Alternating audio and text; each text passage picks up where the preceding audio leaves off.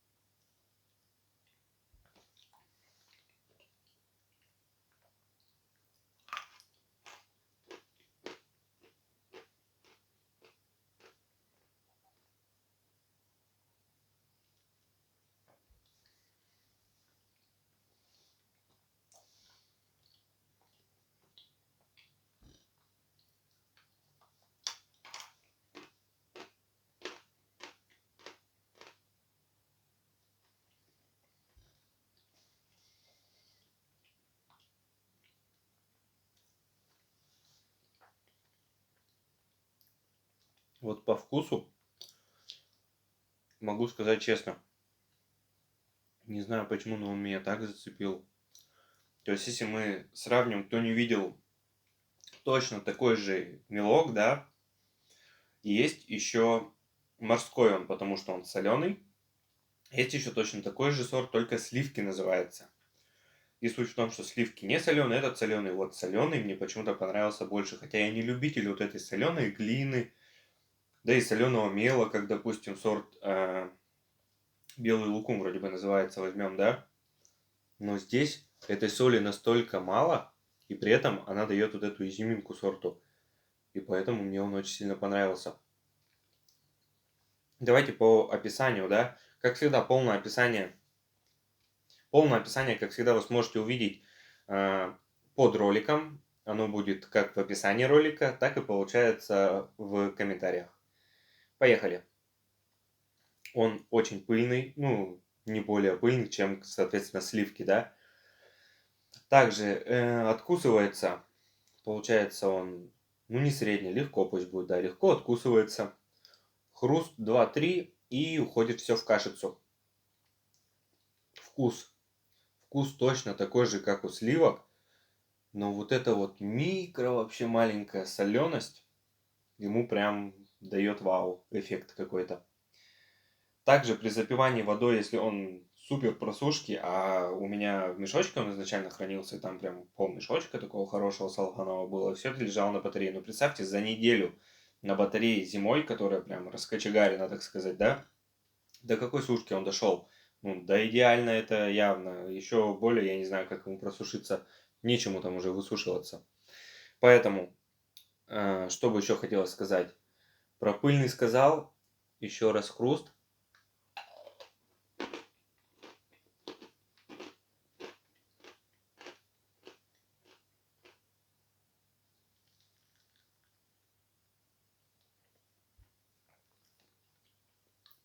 Вот это вот шипение, оно такие пузырьки дает. Потому что мелок спрессованный, как и в сливках, да. И ты вот эту вот супер просушковый такой вот брусочек берешь. И там такое чувство, будто, не знаю, мелок с газами, с какими-то, блин. И в чем суть? Я могу сравнить его с Тунгыш-Таразом. Допустим, сливки для меня это что-то очень даже прям сильно схожее с Тунгыш-Тараз синий. Если мы говорим про вот этот соленый, да, короб, то он абсолютная копия просто коричневого. Ну, как по мне тогда. Ну, или зеленоватого. Ну, наверное, к коричневому ближе. Потому что там тоже микро вот эта вот солинка. И это абсолютно одинаково идентичные для меня сорта. То есть точно так же ты начинаешь его кушать. Вот эти вот микро 1, 2, 3, 4, 5 хрустов, ну вы слышите, да, какие они тут есть. И потом все это уходит. Но при этом вкуснятина.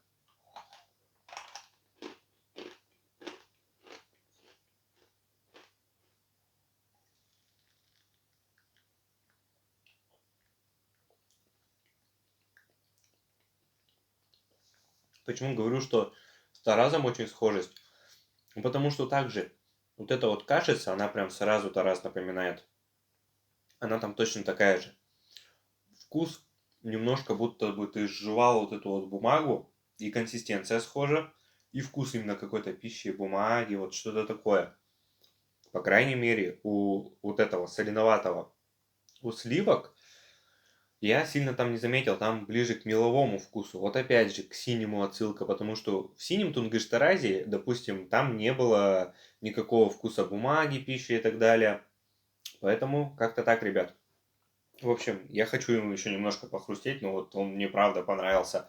Вот любители, не любители, точнее, глин, не любители соленых глин в том числе, не любители соленого мела, я тоже не любитель этого всего. Но поверьте мне, вот эта штука вам может зайти. Потому что тому человеку, который тоже все это не любит, что и вы не любите, ему понравилось.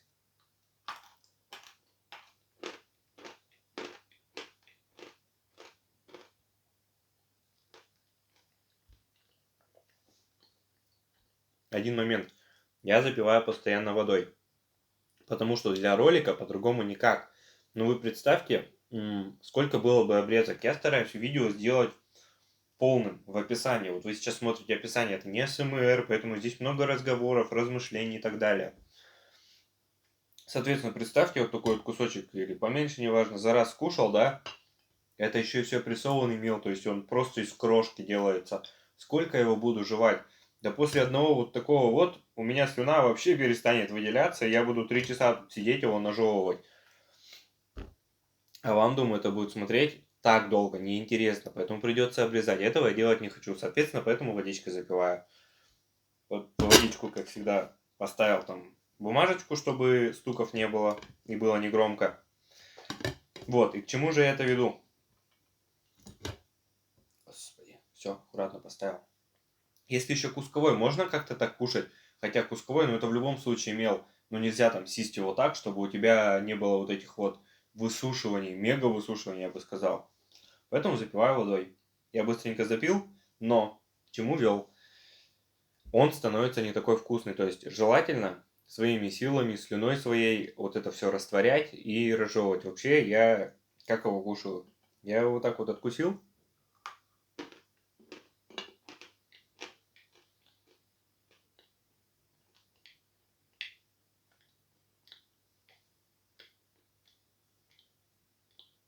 И сижу довольно еще долгое время с ним, пока он полностью не растворится. Когда он вот так вот как бы растворяется без воды, дополнительно запивать, это дает ему более насыщенное раскрытие вкуса. Если вы сразу хлоп с водой, это не поможет.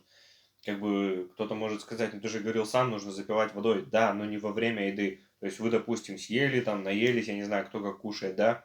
Я обычно в течение дня миллион раз мел ем, поэтому я один кусочек съел, прожевал его. И после того, как вы завершили прием пищи в плане мела или глины, да, все, у вас во рту практически ничего не осталось. Возьмите и выпейте там полстакана воды. Это вашему организму действительно поможет. В общем, ну, мое мнение, оно какое-то такое.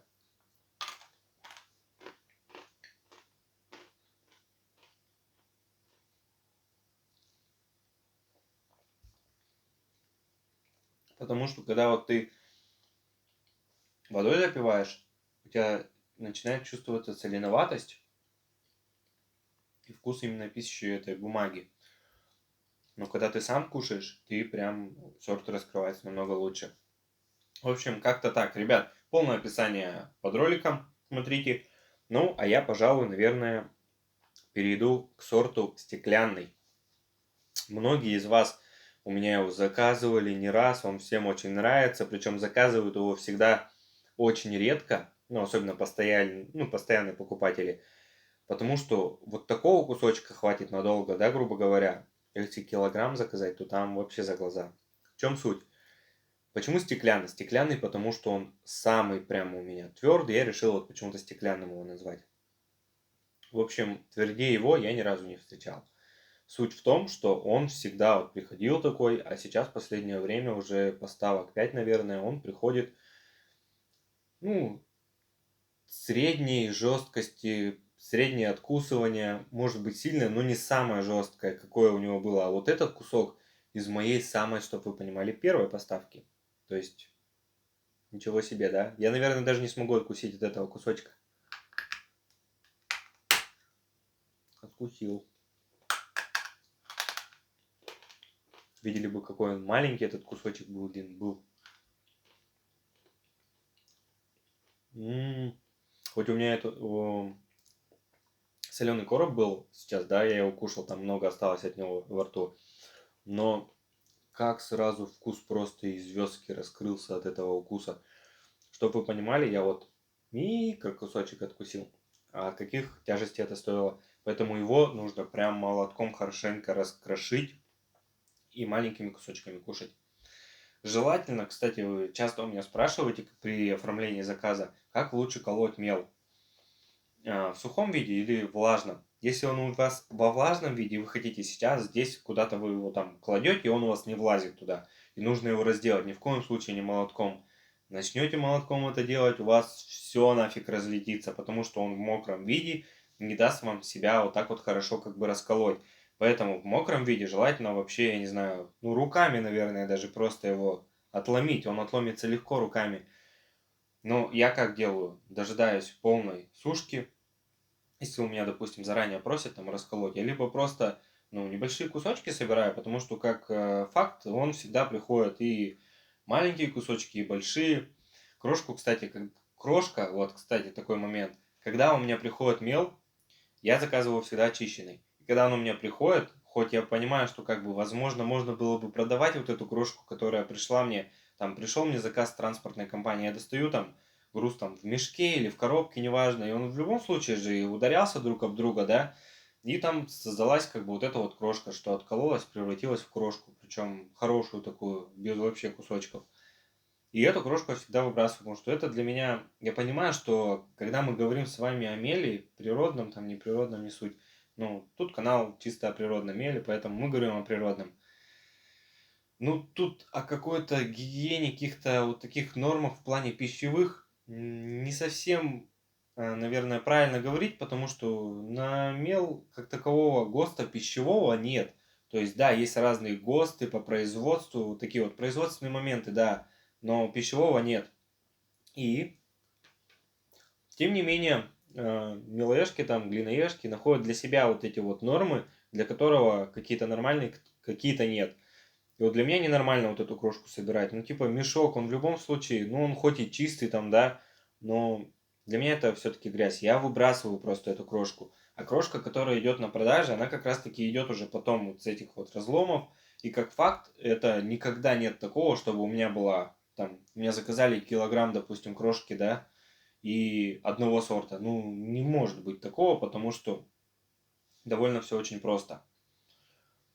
На один сорт я не наломлю так, чтобы у меня столько крошки было. Поэтому крошка идет именно ассорти, потому что она собирается с разных сортов после расколки. И вернемся к этому сорту.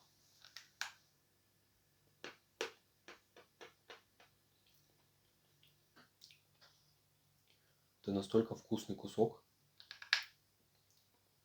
И чтобы вы понимали, вот видно, что это действительно мело, не как вот эти вот песчанки всякие окаменелости, допустим, попадаются. Да нет, это именно кусок мела.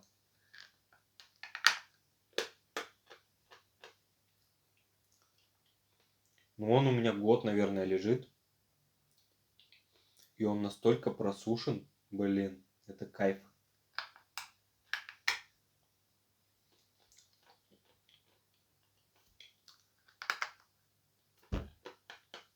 Зря его, конечно, не наколол.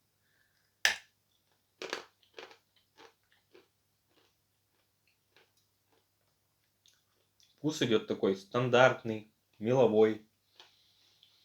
Очень выявленный привкус побелки. Этот сорт довольно маркий, кстати, на мое удивление. И безумно твердый. Как при откусывании, так при хрусте. Очень-очень твердый. Это, кстати, у меня вот здесь на кухне большой ящик стоит с моими, опять же, запасами, да. И этот ящик я никогда не доставал так, чтобы вымыть там под ящиком в шкафу. И сколько я мелом уже, 1,5 примерно года, да, занимаюсь, ни разу этого не делал. Тут решил проверить. Во-первых, первый момент, отодвигаю ящик, и вот эти вот колесики, на чем они ходят, да, иногда у меня ящик был полностью загружен. То есть я же часто отодвигал, убирал, и у ящика почти пол колесика просто стерлось, то есть просто ездит. Но оно не ощущается, конечно, он легко также открывается, но сам факт того, что просто стерлось пол колесика, я и был в шоке. Кстати, для людей, которые там не нравится много разговоров, этот ролик как бы про разговоры, поэтому, тем не менее, вот так вот. Можете смотреть СМР формат, кстати, скоро выйдет много роликов в СМР формате, потому что у меня пилены недавно поступили в новом формате. Но я для себя понял одно. Пиленые сорта просто вот идеально. Пиленые это 1-3D, то есть стандартный мел пиленый 1-3D. Больше он идет уже не стандарт, и это не совсем уже то, и навряд ли вы найдете, где его купить коробками, не коробками, неважно, так, чтобы он был прям ровный, а если найдете, то это будет дорого, а вот 1-3D это прям самый идеал. У меня, кстати, 1, 2, 3D, 9 даже D бруски, которые идут по 300 грамм брусок, весь стандартный вот этот пиленый мел, он у меня идет по одной цене. Неважно какой размер. В общем, вернемся к ящику. Ящик отодвигаю, а там, ну, вот такие кусочки валяются, да, чуть побольше, чуть поменьше. Меловой крошки просто уйма. Конечно, я всю меловую крошку просто вымыл, выкинул, но вот эти кусочки я собрал. Я их с таким удовольствием ел. Вот вы поймите одно. Мел кушать, конечно же, нельзя. Но одно дело, вот, допустим, я люблю именно сухие сорта, но мне не нравится мокрый мел в принципе, да. То есть я имею вот это вот наслаждение от поедания сухого мела. Поэтому десятикратное наслаждение я получил, когда кушал вот этот мел, который там, ну, год, наверное, просто пролежал. Настолько просушенный, вкусный. Я кайфанул от души. Ну и этот мелок, который откусывается микрочастичками. О, хороший откусил.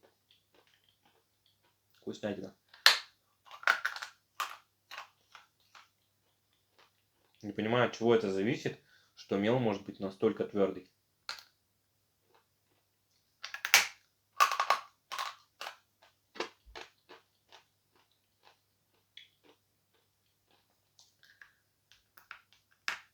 Эта сторона какая-то жесткая сильно.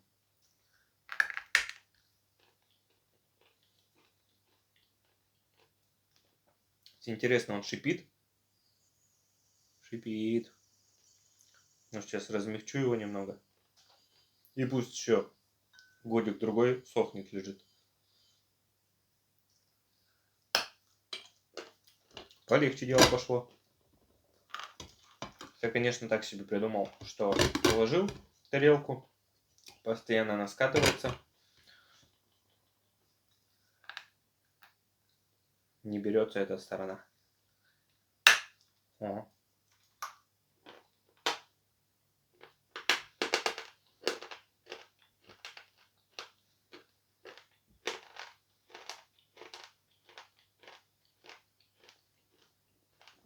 Ну, конечно, жесткости он немного потерял, но вкус сильно потерял из-за того, что мокрым стал. Вот почему и стеклянный. Ты его, конечно, откусываешь как какой-то вообще просто бетон. Хрен откусишь в плане. А вот при разжевывании будто на натуральное стекло просто.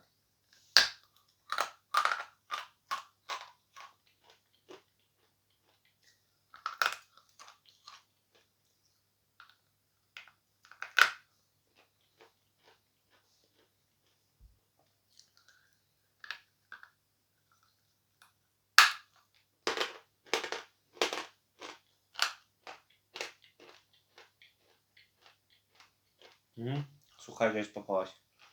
Прям вкусненькая.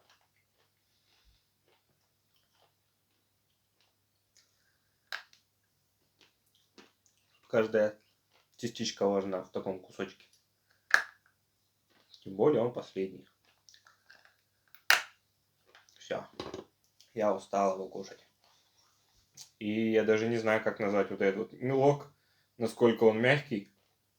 После, блин, стеклянного.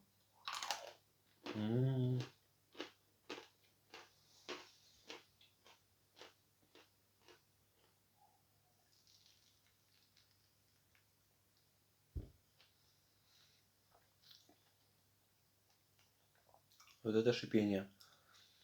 При запивании водой, вы знаете, так растворяться начинается вот с этими пузырьками. В теплой воде, кстати, может быть, было по-другому. Кстати, кто-то мне писал, что с теплой водой мелок кушать намного вкуснее. Надо будет обязательно попробовать. Я видел этот комментарий, поэтому я это сделаю.